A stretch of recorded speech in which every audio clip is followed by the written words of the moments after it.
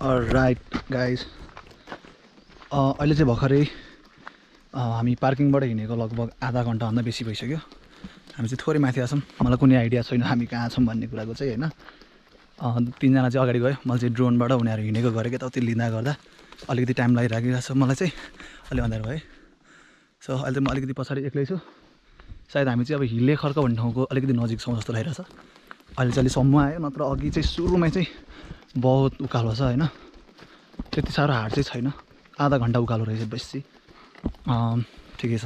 त्यति अब के छ मलाई कुनै आइडिया नै छैन हामी कहाँ आयौँ के हो भन्ने केही थाहा छैन होइन। हिले खर्कको नजिकै छौँ हामी। हिले खर्कको नजिक आएर हिलै भयो अनि ज्यान चाहिँ 7 जना मान्छेले गुड्डे जस्तो भइसक्यो। अब एबिसी जाने कि नजाने त? एबिसी जाने कि नजाने? एबिसी कति दिन लाग्छ एबिसी अरे? एबिसी त 2-3 दिन लाग्छ। अरूलाई 3 दिन हो कि तिमीलाई 5 दिन? एकछिन भयो न, अब बल्ल मेरो हड्डी तात्दैछ। कहिले तात्ने हो? इन्जिन तात्न त गाह्रो हुन्छ नि हेभी गाडीको।